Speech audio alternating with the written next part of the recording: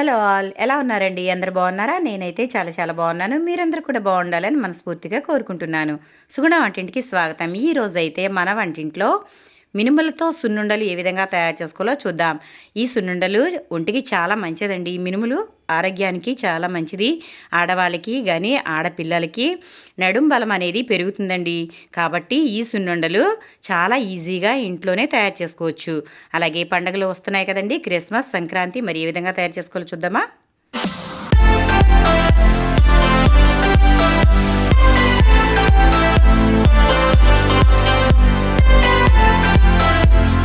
నేనైతే మినుములు తీసుకున్నానండి.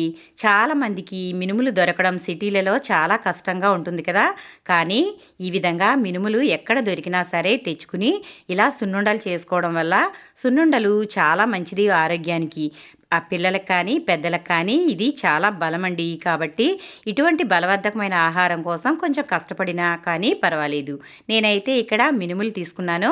కేజీ మినుములైతే తీసుకున్నాను. మీకు ఎక్కడ దొరికినా ఈ మినుములనే వాడుకోండి. ఎందుకంటే చాలామంది ఈ మినుములు దొరకక చాయ్ మినపప్పు వాడుతూ ఉంటారు. అలాగే చాయ్ మినపగుళ్ళు కూడా వాడుతూ ఉంటారు. కానీ అందులో ఎటువంటి రుచి అనేది ఉండదండి. కాబట్టి ఈ విధంగా మినుములతో సున్నుండలు చేసుకోవడం వల్ల వాసన కానీ రుచి కానీ ఎందులోనూ కూడా తగ్గదండి. చాలా బాగుంటుంది. కాబట్టి మీరు కూడా మినుములనే ట్రై చేయండి. నేనైతే కేజీ మినుములు తీసుకున్నానని చెప్పాను కదా!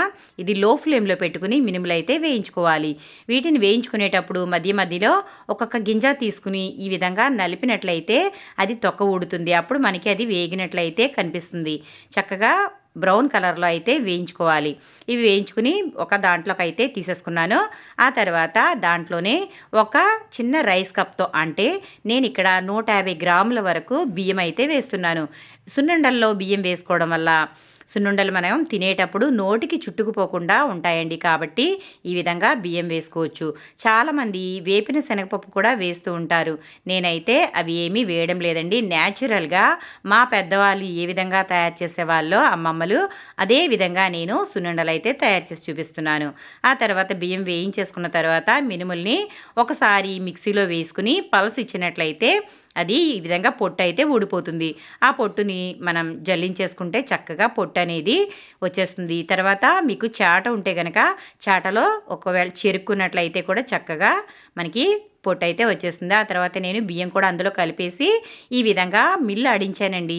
మిల్లు ఆడించుకోవడం వల్ల మనకి సున్నుండలు అయితే బాగా వస్తాయి. కాబట్టి నేనైతే మిక్సీలో వేయకుండా కేజీ వేసాను కాబట్టి బయట మిల్లులో అయితే ఆడించాను. ఆ తర్వాత నేను ఇక్కడ షుగర్ తీసుకుంటున్నానండి. షుగర్ వేసుకోవడం వల్ల సున్నుండలు చాలా బాగుంటాయి.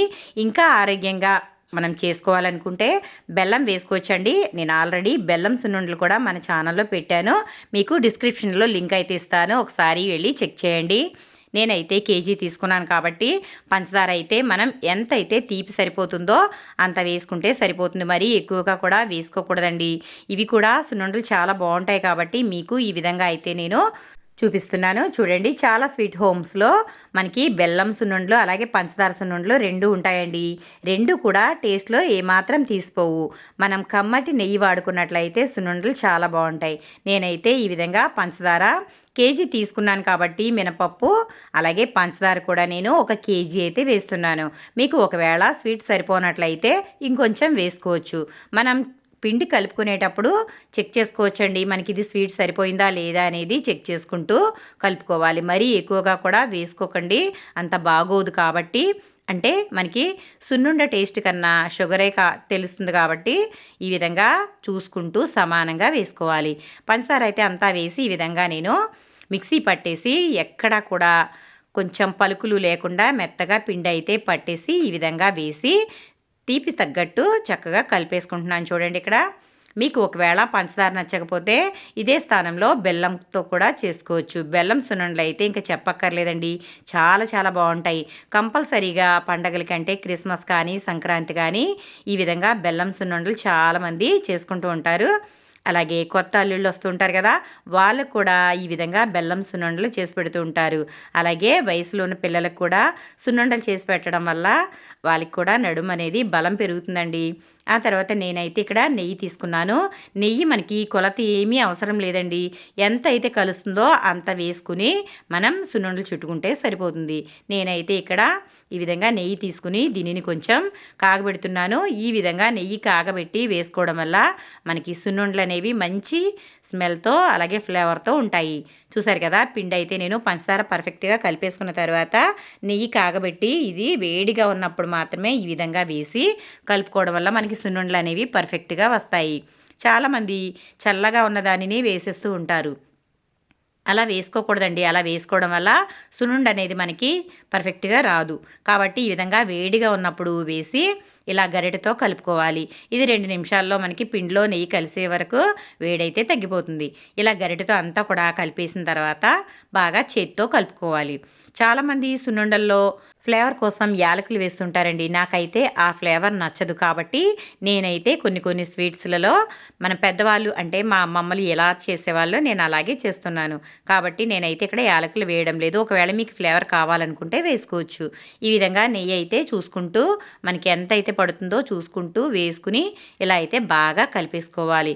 చూసారు కదా, మా చిన్నప్పుడు మా అమ్మమ్మ అయితే మాకు బెల్లంతో నేతి సున్నుండలు చేసి తీసుకొచ్చేదండి.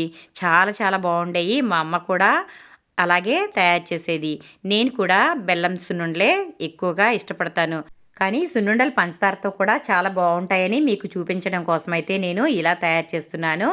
చూసారు కదా, ఈ విధంగా మొత్తం అంతా కూడా చేతితో బాగా కలుపుకోవాలి. నేను ఇక్కడ పంచదార సున్నుండలే కాదండి, ఈ క్రిస్మస్కి బెల్లం సున్నుండలు కూడా తయారు చేస్తాను. ఎందుకంటే నేను అది ఛానల్లో పెట్టడం లేదు. ఎందుకంటే నేను ఆల్రెడీ ఛానల్లో బెల్లం సున్నుండలు అయితే పెట్టాను కాబట్టి అది నేను పెట్టడం లేదు. చూసారు కదా, ఈ విధంగా అంతా కూడా బాగా చేతితో కలుపుకోవాలి.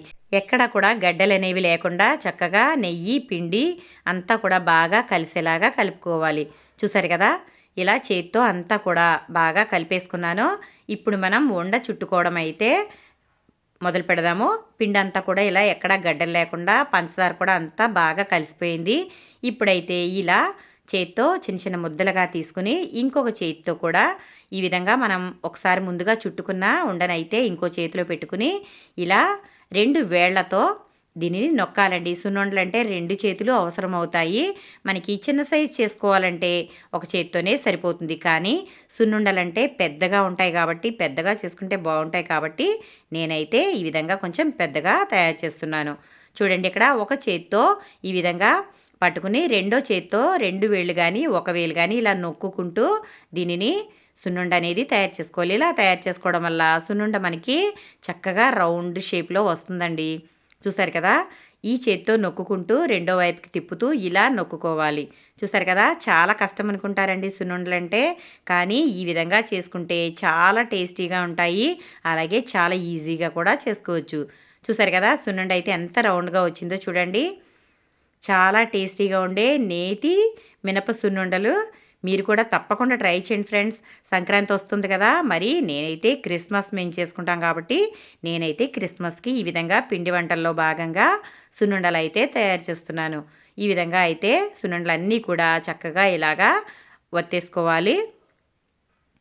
చూసారు కదా, మీకు ఒకవేళ షుగర్ మంచిది కాదనుకుంటే బెల్లంతో చేసుకోండి, చాలా బాగుంటాయి. కానీ మినపప్పు మాత్రమే వాడండి. అంటే పొట్టు మినుములు మాత్రమే వాడండి. అవే మనకి మంచి ఫ్లేవర్గా ఉంటాయి, బాగుంటాయి, టేస్ట్గా ఉంటాయి. చాయ్ మినపగుళ్ళు అనేవి చాలామంది చేస్తూ ఉంటారు కానీ అవి అంత ఫ్లేవర్ బాగోదండి. ఎందుకంటే పొట్టు తీసే క్రమంలో వాటిని ముందుగానే నానబెట్టేస్తారు కాబట్టి రుచి అనేది అంత ఉండదు. చూసారు కదా, నేనైతే ఇక్కడ మినుములతో స్వచ్ఛమైన నేతితో ఈ విధంగా సున్నుండలు అయితే తయారు చేసేసాను. చూసారు కదా, చక్కగా ఎంత రౌండ్గా చూడటానికి కలర్ఫుల్గా ఉన్నాయో, మరి అంతే టేస్టీగా ఉంటాయండి. అలాగే అంతే ఆరోగ్యం కూడా. మీరు కూడా తప్పకుండా ట్రై చేయండి.